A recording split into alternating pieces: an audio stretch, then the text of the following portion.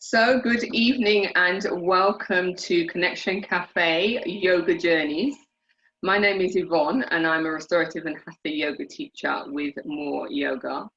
And these cafes, the cafes came about obviously through COVID, and then the yoga journeys came about through MoreYoga asking me to do something in the light of the Black Lives Matters protests. And I came up with an idea to amplify the voices of teachers of colour. So these sessions are to hear the yoga journeys of all of our wonderful teachers of colour. And I ask them the same questions, and the answers will be so wide and varied, which I think will make really interesting listening. So this is the second one of quite a few to come over the next few weeks. So each fortnight there'll be a lovely teacher of colour. So this week I am thrilled to welcome Misha Patel. Hello. So welcome, Misha. Thank you. How are you today? Yeah, I'm good. I'm super excited for this. I mean, like, when you said I want to interview you, I was like, oh, we can have a chat. So yeah, I'm just looking forward to having this nice conversation about lots of things that are super relevant, to be honest, in this current day and age. So yeah, it's great to be here, and thank you so much for having me. No, you're more than welcome. So as we start off with these thank yous, I have a big thank you to you. So I'm going to just let everybody know, and I want it out there on record because it's being recorded. I have to thank Misha for my way in to MoreYoga, because when I applied, they were inundated with applications. I didn't hear anything for ages. And I met Misha on restorative teacher training a couple of years ago. And I knew Misha taught with you MoreYoga, and I was like, Misha, I'm not hearing anything. Can you hook me up? So she gave me the number of the studio manager, and that way I managed to get into the pile and still have my audition. So thank you so much. You know what? You are force, and you're teaching. I still cannot get over your assists. If you haven't been assisted, when all of this is over and we can do assists again, I will travel so far just to have you call my down. Give me a little massage. You're so kind. You're so kind. Anyway, enough of me. This is all about your journey. So, first question in the yoga journeys is honoring our ancestors. Please tell us your family lineage. So I am Indian by heritage. I was born in the UK, but my family are kind of spread around from India and Africa. So both of my parents were born in Africa. My mom was born in Nairobi and my dad was born in Uganda. So crazy that they're both fluent in Swahili as well as Gujarati and Hindi. And yeah, there's a lot of like African like roots in my family, and I still have family there. So I've really enjoyed taking both of those cultures and like growing up with it, and then I've got family in India as well. It's always nice to go and visit them, but funnily, you go to India, even as the most Indian person in the UK, you're still going to be a Westerner there.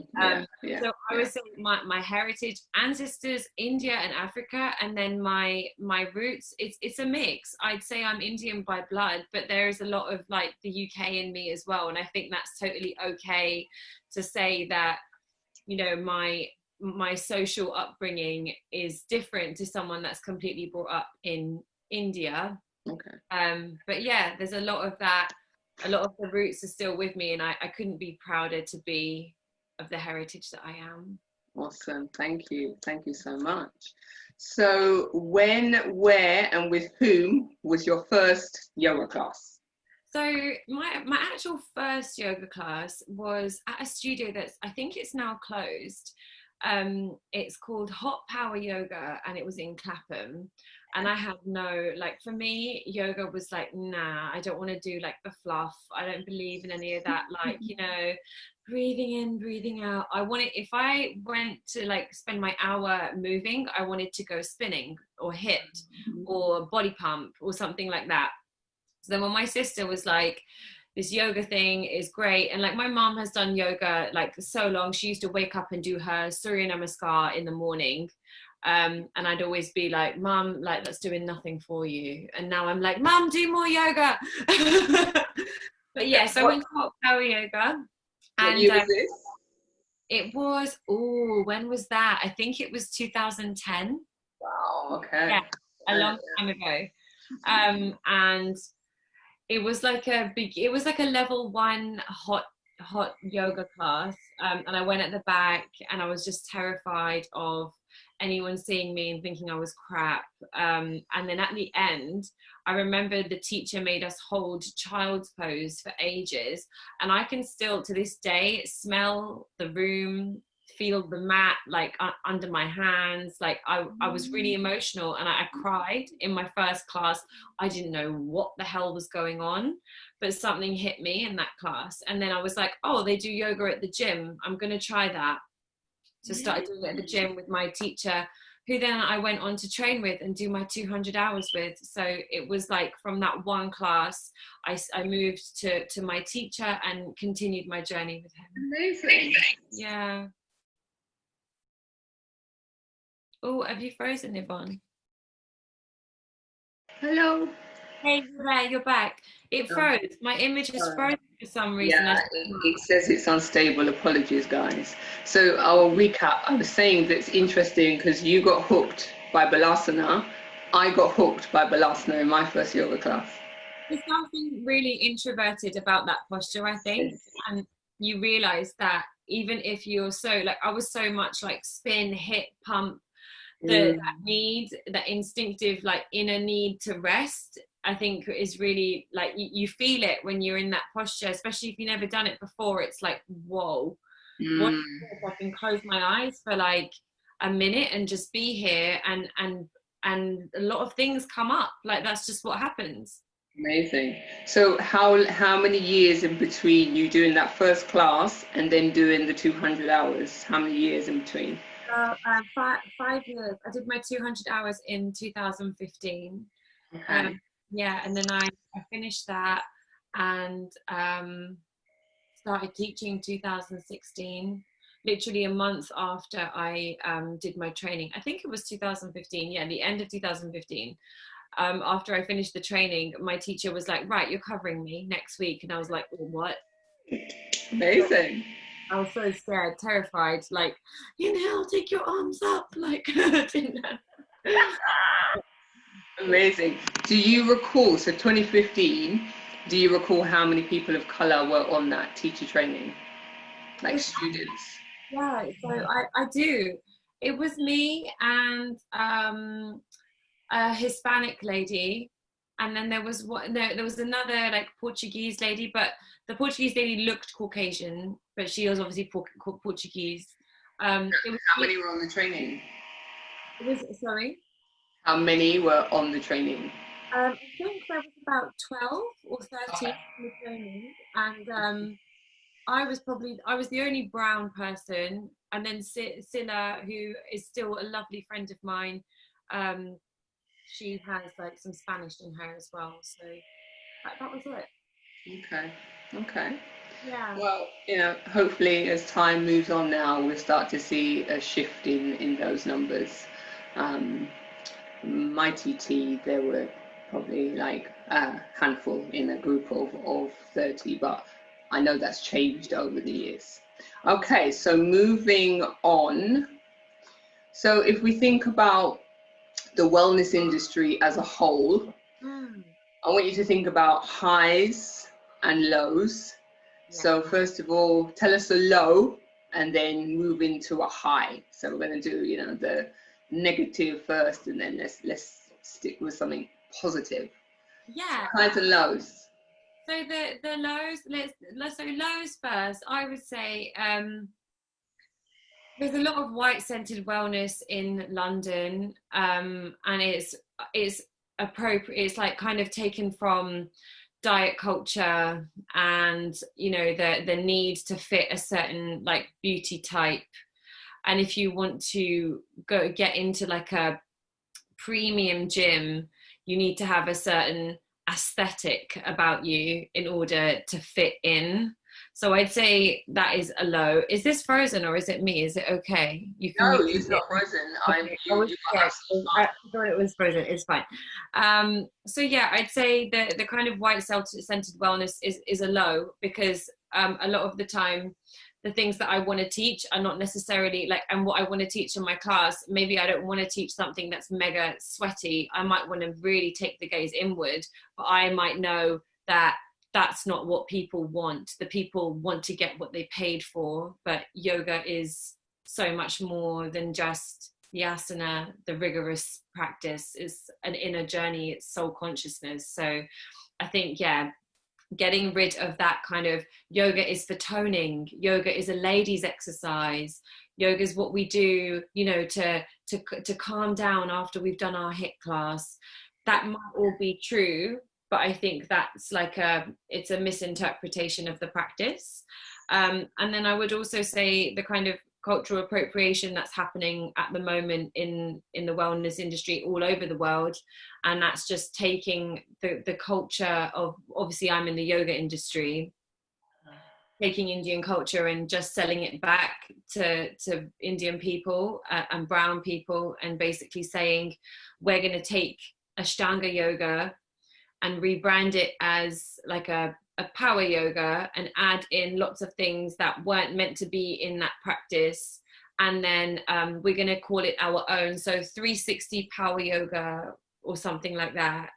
But it's not yours to take and do that. Like, it's not honoring where it actually came from. I think all of that stuff, like a vinyasa practice, a creative vinyasa practice, if you use the correct cultural Sanskrit names, if you are doing the correct breathing, if you're following a system that you know has a lineage and you're honoring that, then it works. And that's not appropriation, it's appreciation. But there's a lot of appropriation that happens that I see and I get frustrated with. And I think, yeah, it probably a low is that people refuse to acknowledge it, and they shy away from it in the wellness industry. But I think conversations like this is all about having, you know, bringing those things to the surface and just saying like, it's not okay, and we need to be a little bit more aware when we see things like that and call it out. And I think one more low is probably just respect and acknowledgement of teachers of color, because I don't think anyone knows how hard it is to be in a white woman's yoga world when you're Black and when you're Indian, especially going into a room and teaching a whole group of white women. You feel like you're a minority, but this is a practice that's in my blood. Do you know what I mean? So I think, yeah, just diversifying is the answer. A lack of diversity has been hard over the period that I have been growing as a teacher. And even then, there have been studios that are like, you do actually really fit the aesthetic of our studio. And I think, is that because like I'm young and like thin, and like I can be your Asian one, I can be your colored one. So people need to stop taking the people of color, the teachers of color, and making them an ally just to be like, we have a few colored people working in our studio. So those are the lows, and that's all. Yeah. It's good to call it out, as you say, and conversations like this is happening. You know, Cali, you know, bless Cali Rebel Yoga Tribe, she's doing a culture appreciation, like short course, just to, you know, do all this myth busting, get it out in the open so we can call each other out in the industry on it. So hopeful. Yeah. So your highs. Oh my God, there are so many highs. I tried to really like compress this down when you told me this was the question, because I like, hand on my heart, I actually love what I do. I love teaching. I love every single person I meet. Even I might have the most difficult student in my class, there is something I will find that is like, you taught me something today. Yes. So a big high is just the wellness industry. Us like no, she's frozen. Was it frozen for you? Are you back? Zoom, come back. I can hear you.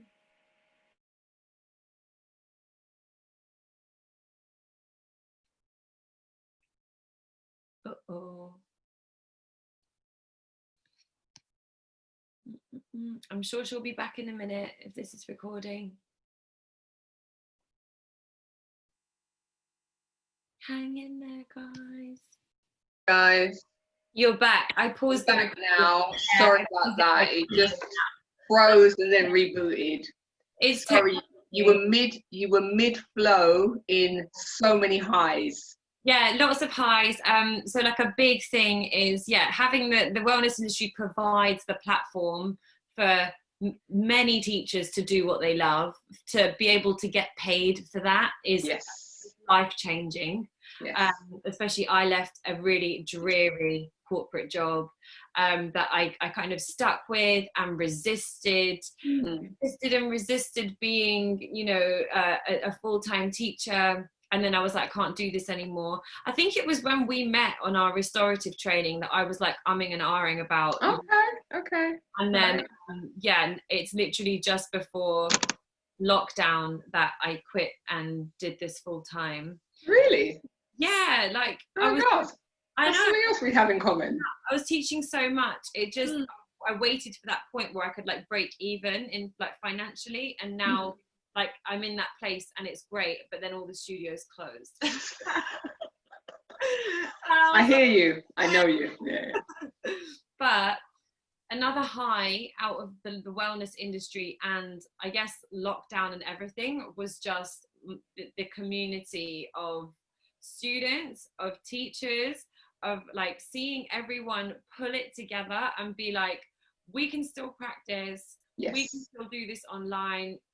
If it wasn't for just the odd number of students that I met in like my MoreYoga classes, and I'd say like, if you guys want to just exchange emails at the end, just let me know, because one day I will do some sort of like retreats and workshops and things.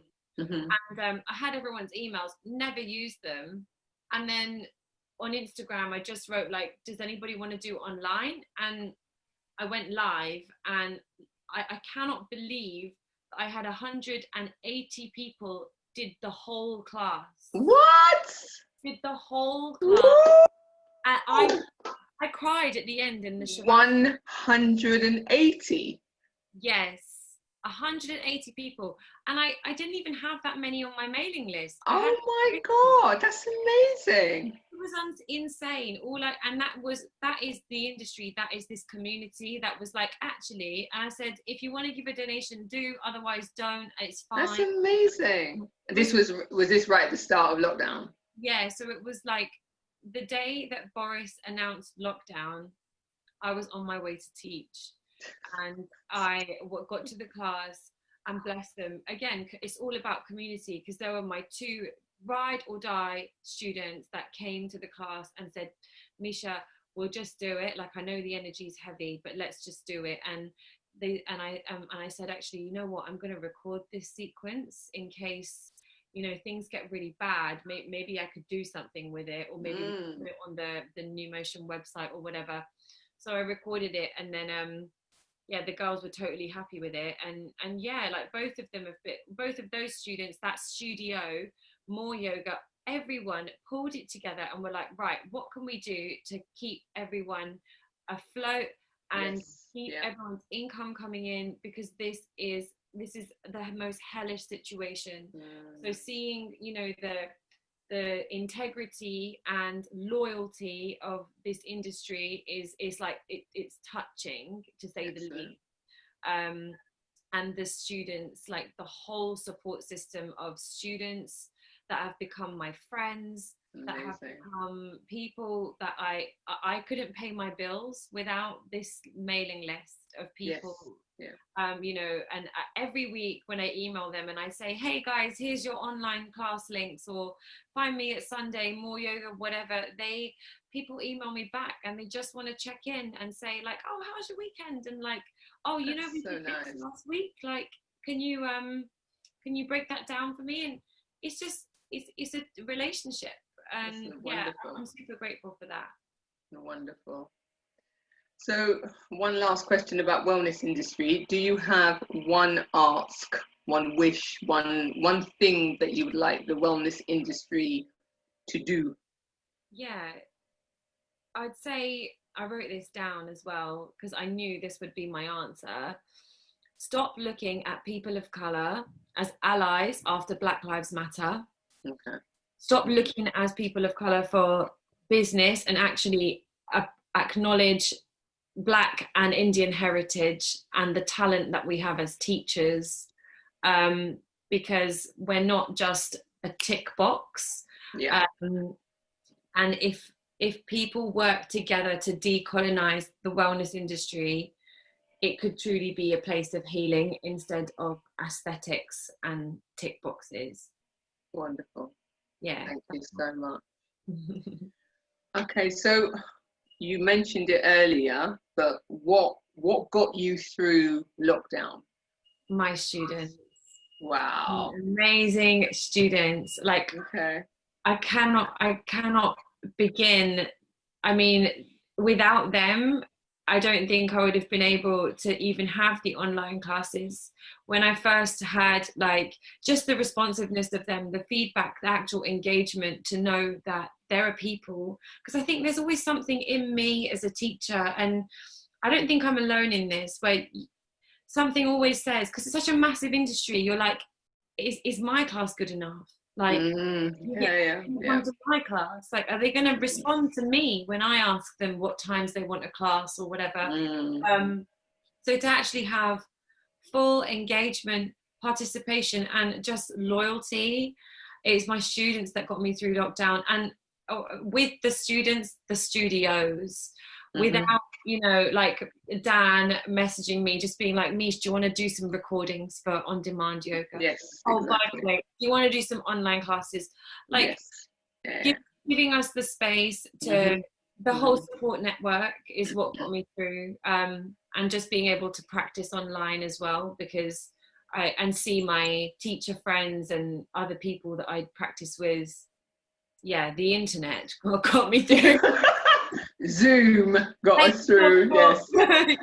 Yeah, Zoom and the internet, and connection. I know, I hear you, big style. Yeah, I totally agree with you with like MoreYoga, because I've been online, you know, the 2 classes literally the whole of lockdown. So like deeply grateful. It's not even like a promotion thing. Like, genuinely, that the classes that I got online and that converted now into my real life class every Sunday, that paid for my council tax, it paid for my weekly shop. Like, that is this is my livelihood. And without, you know, the students in the studios, that's I don't know what I would have done, because I wasn't even eligible for a grant. Like, I self-employed. So without the community, and community is everything. Yoga means union. Like, this is it. It's like that is what will get us through. I think no matter what situation is coming together, that like together we're stronger than just one. Wonderful. So moving on to Black Lives Matter. So, you know, rest in peace, George Floyd. Did you get many additional followers as people were diversifying their feeds? And did you have many studios, picking up on your earlier point about studios also diversifying, did many studios approach you as a brown teacher? Do you know what? My Instagram following grew significantly. Like, even now when I see my followers going up, I'm like, what? I'm not this like influency type of person, but it seems to be going that way, which is fantastic, because I feel like I have a platform to use my voice. In terms of, so the followers grew, and my online community grew from 50 to 250. Wow. Which is incredible. And yeah, those people are all engaged and lovely. I had one studio approach me after the whole movement, and I don't want to say after, because it's still happening. Like, this is still, you know, rest in peace George Floyd, and we'll do what we need to honor his memory and to get justice for all of the people that are still suffering in America. So absolutely, it's not a movement that happened, it's happening. I had one studio approach me, and I think it's genuinely because they felt bad that before the Black Lives Matter movement, they asked me to teach for free, and I said no. I never replied. Right. Because they were like, oh, I messaged them and said, hey guys, are you looking for teachers? Because I'm local. Mm-hmm. I'm not going to say who the studio is. No, Because that's fine. Mm-hmm. I think they're a really lovely studio and probably didn't realize what they were doing, but they were doing it, and I could see it, but they probably couldn't. Mm-hmm. And they said, oh, do you want to teach like a karma class? So, and I was like, I played dumb because I was like, what's that? And they said, you teach for free and the students can come for free. And I said, okay, so it's just a promotion for you from someone that's not even your teacher, basically. That's what it is. And I'm not going to do that because I've invested shitloads in my training, in my That's right.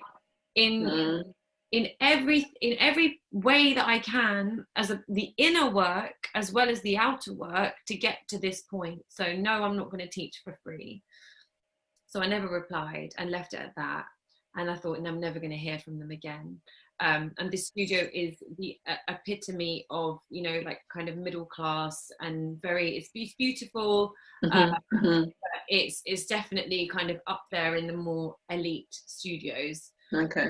And then I got a message from them saying, hey, do you have any recordings that you could send us? And I was like, yeah, actually I do. I can send you some recordings. There's no effort for me to do that. I'm not losing any money, I'm not losing any time. So I did that. And I haven't heard anything yet, but that was the only studio that I got approached by. So was the recordings for like an audition, or was the recordings for them to put on the website? So it was like they just wanted to know my teaching style. Right. Okay. So it was Zoom. I'd recorded already. Right. Yeah, the whole business of auditions and stuff. I'll do it if I have to, but it just makes my stomach turn, to be honest. Okay. But so happier to do that. But yeah, I haven't heard anything. It was the only studio that approached me. Okay. So what has the rest of 2020 got in store for you? What's coming up? You mentioned retreats. What would you like to tell us about? Where can everybody find you? Yeah. Plug. Would you want to plug? Well, I'm no good at self-promotion, but if you do try.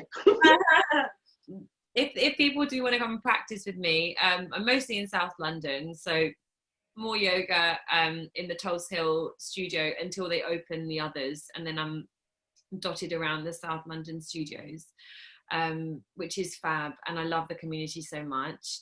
I teach at Yoga Point in Brixton, which is a really lovely, inclusive, wonderful, powerful space.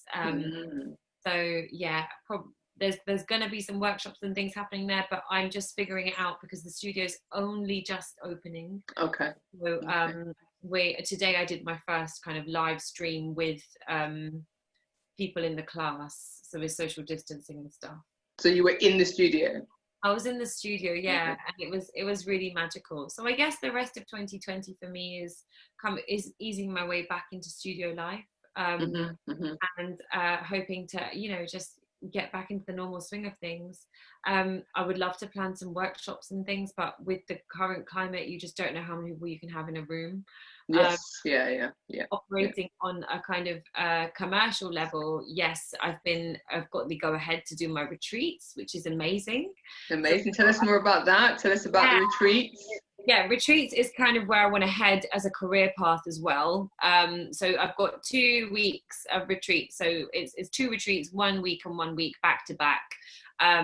And I'm doing them in the most magical place. It's Cornwall, so you don't have to take a plane.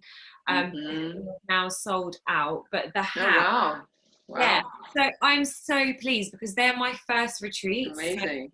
I had no idea. I didn't have that faith that I could sell them out, and it happened. So both weeks are completely sold out. Both weeks are completely full. Amazing. Well done, you. Thank you.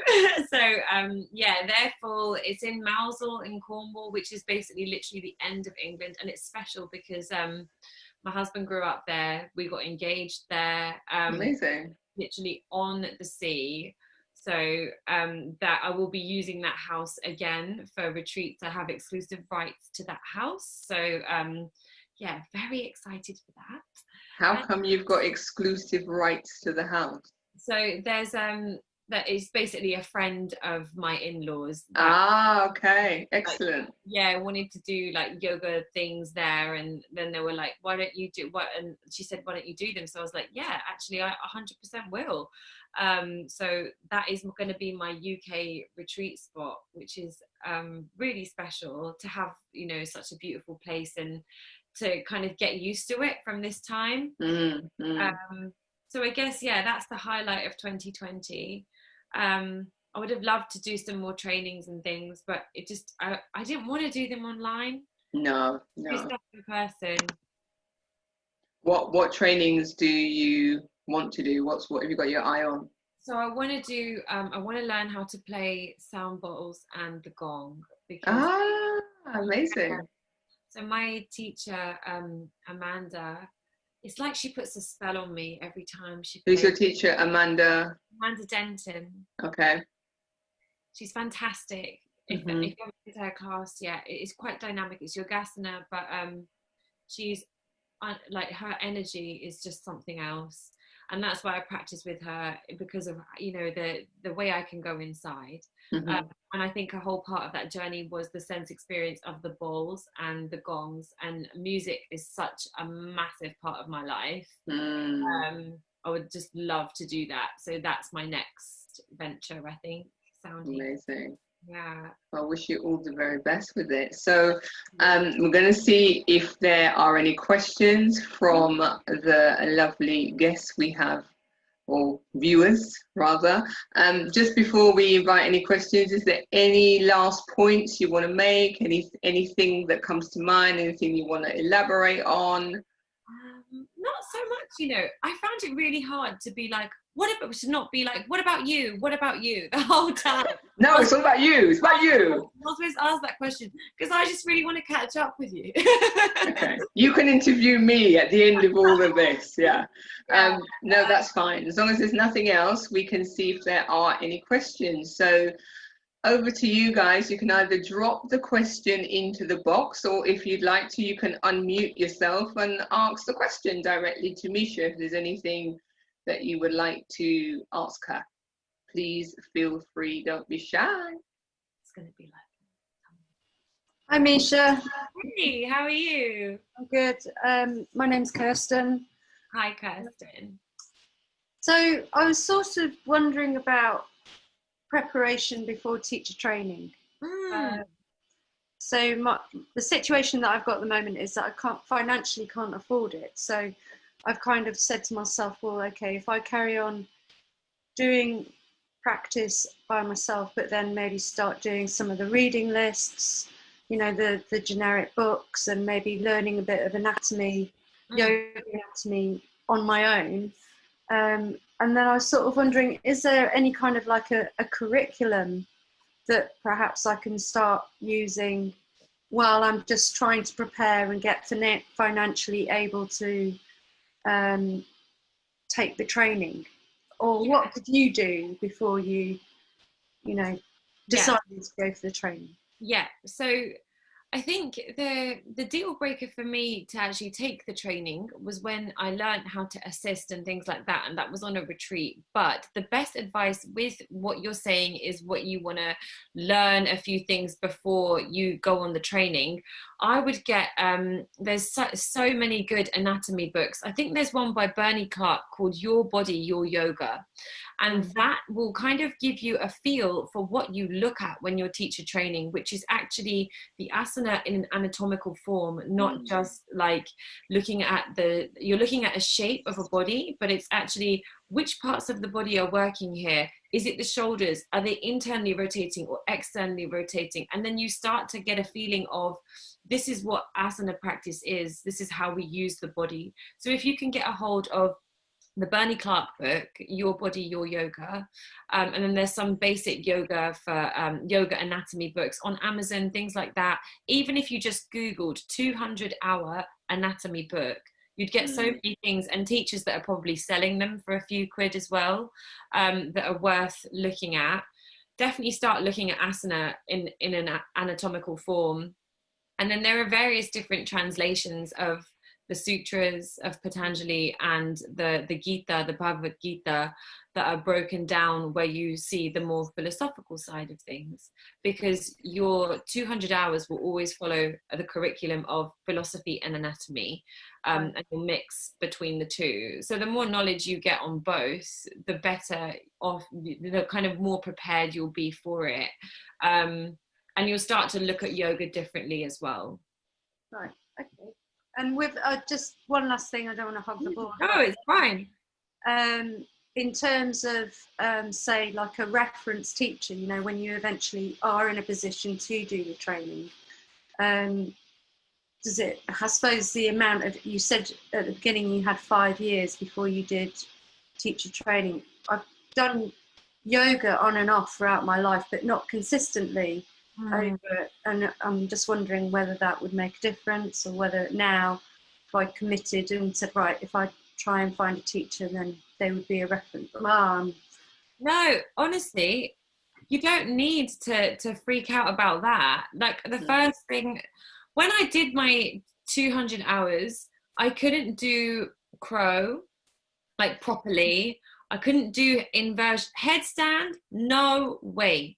I couldn't. Still can't do headstand. Yeah, I couldn't. And I'm a teacher. I couldn't do so. I can't do like all these handstands and like, you know, crazy things. Like I've got a strong asana practice. But it's not as a result of 200 hours or anything I did before that.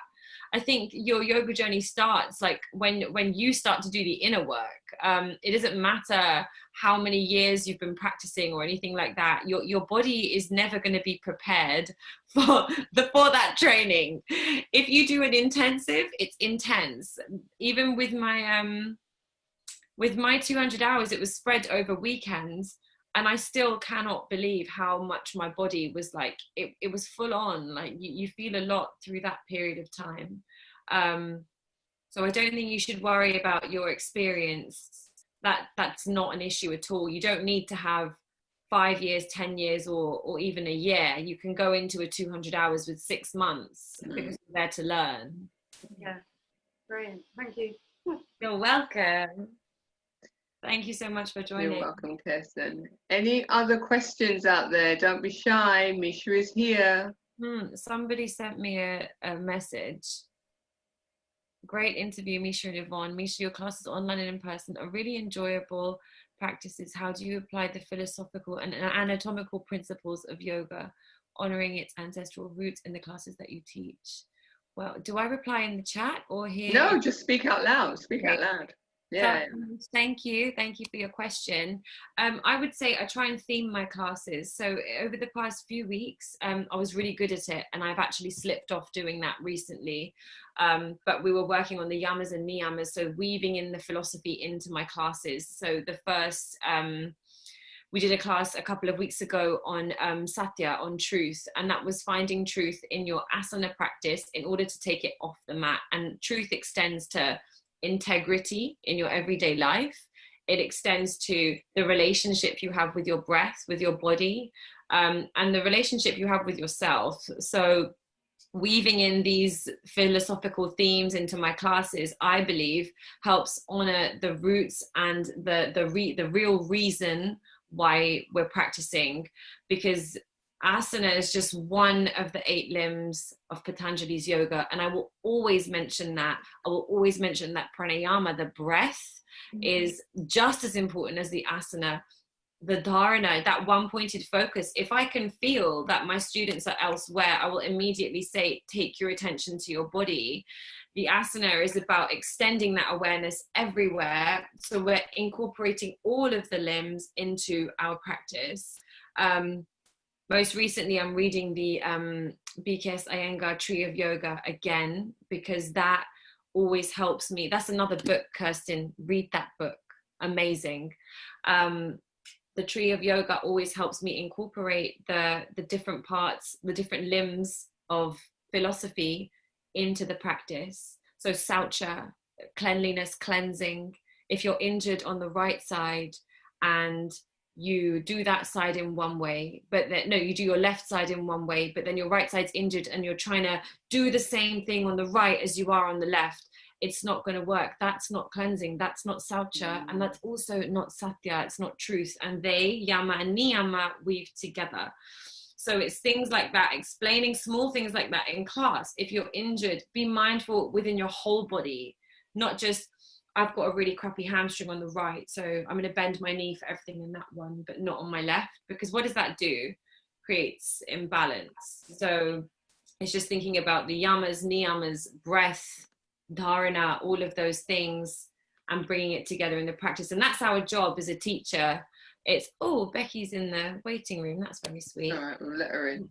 That's our job as a teacher, is to teach yoga, not just asana. Because if you want to just go to the class, go to do the postures, go to a gym and do a trikonasana with a dumbbell. Don't come to my class for that. Thank you, Misha. Are there any more questions?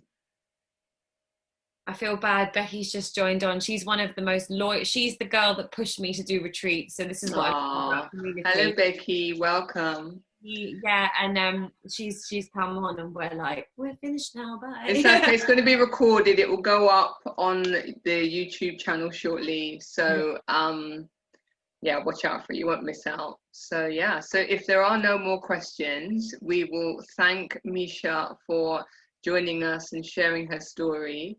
Where can we find you? Share your Instagram handles, Facebook handle, Twitter handle, share every handle you've got so we can follow you. If people want to, I'll put my Instagram in the chat now. And then also I'll just say it out loud. It's _Misha, MISHA .Patel. Oh, I just replied that to Hamish. How useless am I on Zoom? So here it is to everyone in the chat. And then my face is at Flow with Misha, but it's all linked up on my Instagram. Lovely. Well, thank you so very much for sharing your story. I'll be back here on the 7th, not 7th, 7th of September, so 2 weeks time, 7th of September. That will be with Donna Noble, Miss Accessible Yoga herself. But yeah, thanks again to Misha. Thank you all for joining. Means a lot for you to tune in. And yeah, thank you so much. Have a great rest of the evening. Thank you. Thank you, Misha. It means the world to me that you were here. And if you're watching it later, thank you as well. You're most welcome. Yeah. And thank you everybody for joining, and we hope to see you again. Take care. Have a great evening. Bye, guys. Bye.